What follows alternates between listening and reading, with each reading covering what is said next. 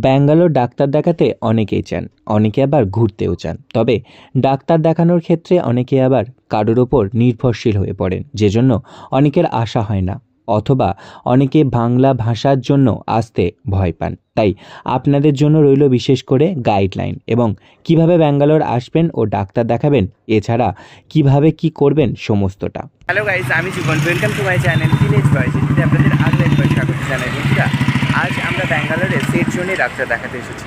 তো বন্ধুরা, এখানে বাংলায় সম্পূর্ণ গাইড আপনাদের জন্য রইল, যাতে আপনাদের যে কোনো জায়গা থেকে এসে বাংলায় কথা বলতে বা বাংলায় কোনো কিছু শুনতে কোনো প্রবলেম না হয়। আপনাদের এখানে এসে কিভাবে রেজিস্ট্রেশন করে ডাক্তার দেখাবেন, কোথায় গেলে ভালো হয়, সম্পূর্ণ গাইড থাকছে এই ভিডিওতে। তো বন্ধুরা, ব্যাঙ্গালোর এসে ডাক্তার দেখানো আপনার হাতের কাছে নিয়ে এসেছি আমরা। আমাদের এই ভিডিওটি দেখলে আপনারা নিমেষেই ব্যাঙ্গালোরে এসে কারো সাহায্য ছাড়াই আপনারা ডাক্তার দেখাতে পারবেন। তাই আমাদের সাথে আপনারা জুড়ে থাকুন। ব্যাঙ্গালোরে অনেকেই হয়তো বিভিন্ন হসপিটালের নাম জানেন, তার মধ্যে সেন্ট জোনসের নামও হয়তো কেউ কেউ শুনেছেন। আজ আমরা আপনাদেরকে নিয়ে চলে যাব সেন্ট জোনসে। সেন্ট জোনসের রাস্তাটা আমরা আপনাদেরকে দেখাচ্ছি। এই রাস্তা পেরিয়ে সামনে রয়েছে বড় যে বিল্ডিংগুলি, সেই বিল্ডিংগুলি হচ্ছে সেন্ট জোনস। এর এরিয়াটা কিন্তু অনেকটা বড়, আমরা ঠিক বলতে পারবো না কতটা বড়, পরিমাপ আমাদের জানা নেই। এখানে আপনার বিভিন্ন বিভাগ রয়েছে ভাগে ভাগে।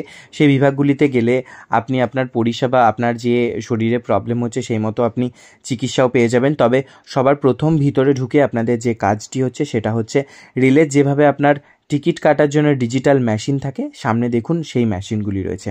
এখানে মোবাইল নাম্বার, নাম, স্টেট, আপনি কাকে দেখাতে চান বা কি আপনার অসুবিধা হচ্ছে সেই সমস্ত রেজিস্টার করতে হবে, করে আপনাকে লাইনে দাঁড়াতে হবে। সেন্ট জোনসে ডাক্তার দেখাতে গেলে আমরা সবার প্রথমে আপনাদের তথ্যগুলি দিয়ে রাখি। সবার প্রথম আপনারা ভিতরে ঢুকবেন। ভিতরে প্রবেশ করেই আপনাদের সামনে বিভিন্ন বোর্ড রয়েছে, যে বোর্ডগুলি রেলের টিকিট কাটতে গেলে থাকে, দেখবেন ডিজিটাল বোর্ড। সেই বোর্ডের মধ্যে আপনাদের নিজেদের নাম, আপনাদের স্টেট, আপনাদের নিজেদের মোবাইল নাম্বার দিয়ে রেজিস্ট্রেশন করবেন। রেজিস্ট্রেশন করার পরে আপনারা লাইনে দাঁড়িয়ে যাবেন। লাইনে দাঁড়ানোর পরে আপনি কাকে দেখাতে চাইছেন সেই ডাক্তারের নাম যদি জানেন ভালো, যদি না জানেন তাহলে আমাদের মনে হয় আপনার কি রোগ হয়েছে সেই ডাক্তারকে যখন আপনারা বুঝতে পারছেন না কাকে দেখাবেন, জেনারেল ফিজিশিয়ান দেখিয়ে নেবেন। তিনি আপনাদের পাঠিয়ে দেবে বিভিন্ন দপ্তরে, অর্থাৎ বিভিন্ন ডাক্তারের নাম উনি রেফার করবেন, ওনার মারফতেই আপনাদের দেখানো হয়ে যাবে। এখানে অন্যান্য জায়গার মতন আরও একটি সুবিধা নেই, সেই সুবিধাটা আপনাদের বলে রাখি আপনাদের সুবিধার্থেই।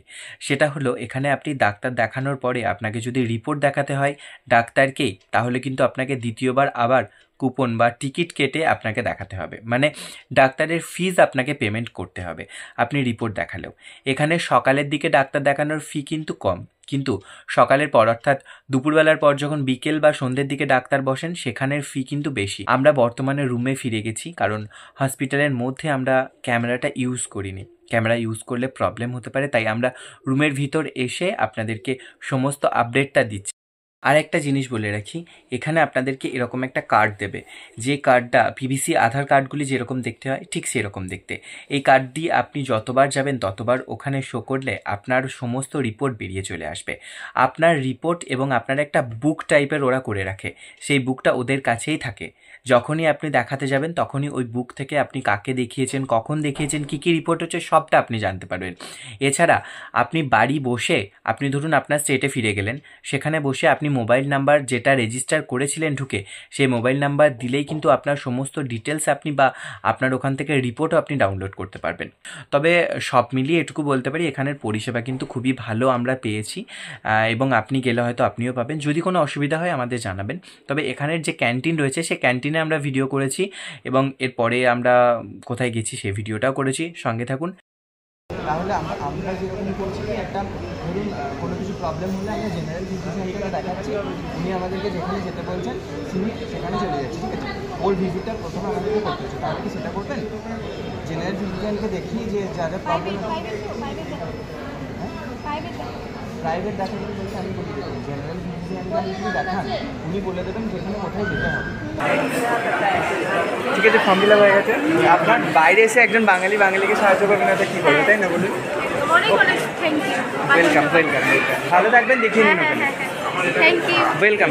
এখানে বাইরে থেকে আরও একজন বাঙালি এসেছিলেন, ওনাদের প্রবলেম হচ্ছিল, তাই ওনাদেরকে আমাদের মতন করে আমরা একটু হেল্প করলাম। ওনারা বললেন ওনারা নাকি অনেকখানি উপকৃত হয়েছেন, তাই আমাদের ভিডিওতে ওনাদেরকেও তুলে ধরলাম। এবার আমরা হসপিটালের যে ভিতরে রয়েছে, যেখানে আপনার ডাক্তারবাবুদের অপারেশন থেকে শুরু করে সমস্তটা দেখা যায় ডিসপ্লে বোর্ডে, সেই জায়গাটি একটু আপনাদের সাথে ভাগ করে নিলাম। এবার আমরা আপনাদেরকে সাথে করে নিয়ে চলে যাব ক্যান্টিনে। সেই ক্যান্টিনটা আমরা আপনাদেরকে ঘুরিয়ে দেখাচ্ছি, সঙ্গে থাকুন।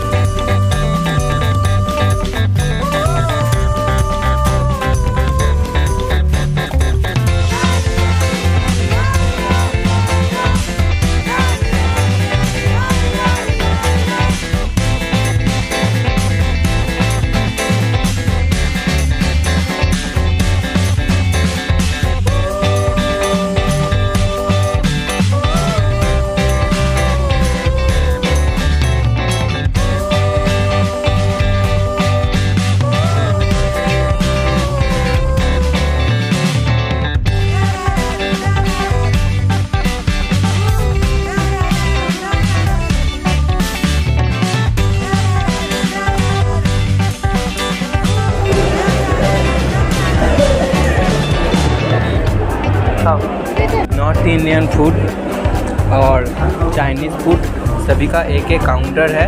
आप जहाँ भी काउंटर पर जाने के बाद खा सकती है। और हम यहाँ पर आकर हिंदी से बंगाली से हिंदी हो गई है।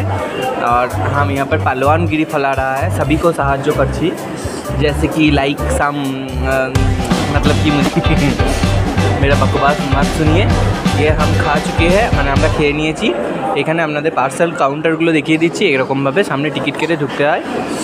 দুপুরবেলা হসপিটাল থেকে ফিরে আমাদের ঠিক হলো চলো সিনেমা দেখতে যাব। তাই আর দেরি না করে গুগল ম্যাপের সাহায্য নিয়ে চলে এলাম নিকটবর্তী বক্স অফিসে। সেখানে চলছে স্ত্রী 2 এখনো পর্যন্ত। তাই আমরা দেখলাম যা হোক কিছু একটা সিনেমা দেখব, দুজন মিলে টাইম পাস করব। তাই আর দেরি না করে এগিয়ে চললাম। সামনে আমাদের ব্যাগ সার্চ করা হলো, ব্যাগে 2-4টে চিপস ছিল, ভাবলাম হয়তো ভিতরে গিয়ে খাবো, সেই সৌভাগ্য আর হলো না, বের করে নিয়ে নিল বাইরে। তারপরে সামনের সম্পূর্ণ জায়গাটা ঘুরলাম, ঘোরার পরে 350 টাকা দিয়ে মোমো কিনলাম, এছাড়া কিনলাম পিৎজা। তবে হাতে কাউকেই দিল না, বলল শো শুরু হলে আপনাদের চেয়ারে পৌঁছে যাবে। এই ভেবে আমরা আরও একবার সামনেটা ঘুরে দেখলাম, তারা বিল কাটলো এবং আপনাদেরকে দেখাই, দেখুন কত খাবার, দেখে তো লোভ লাগবেই। অবশেষে আমরা সিনেমা হলের মধ্যে আমাদের হাতে পেয়ে গেলাম মোমো। ঠিক আমাদের টিকিট কাউন্টার করে চলে গেছে আমাদের কাছে মোমো দিতে, সে মোমো আপনাদের সাথেও আমরা ভাগ করে নিলাম। জানি না মোমো কি আছে ভিতরে, বিশেষত্ব এত দাম কেন এখানে, হয়তো এটা আইনক্স বলেই চার্জটা একটু বেশি। এরপর রইল মোমো, সেই মোমো খাবার পরে আমরা স্ত্রী 2 দেখলাম এবং দেখে আমরা ওখান থেকে বেরিয়ে চলে গেলাম। বেরিয়ে এসে আমাদের চিপসটা রেখেছিলেন, চাইলাম, খুঁজে আর পায় না, দিতে তো হবেই, না হলে আবার ওটাকে ব্ল্যাকে যদি বিক্রি করে দেয়, যা এখানে জিনিসের দাম বাবা। এরপরে আমরা আবারও অটো করে নিলাম, অটো করে চলে গেলাম নিকটবর্তী রিলায়েন্স বাজার অর্থাৎ স্মার্ট বাজার। সেখানে কিছু কেনাকাটা করলাম, দেন রুমে ফিরে গেলাম। তো বন্ধুরা, এখানকার ভিডিওগুলি আমরা বড় ভ্লগে দিলাম এবং আমাদের ছোট্টখাট্টো ঘোরাফেরা, ফুচকা খাওয়া শর্ট ভিডিওতে থাকছে আপনাদের জন্য। ভিডিও শেষাংশে আপনারা পৌঁছে গেছেন। ভিডিওটি আশা করছি আপনাদের ভালো লেগেছে। ভালো লাগলে অবশ্যই একটি লাইক, কমেন্ট, শেয়ার, মন থেকে সাবস্ক্রাইব করে পাশে থাকুন। নতুন ভিডিও নিয়ে ফিরছি খুব শীঘ্রই।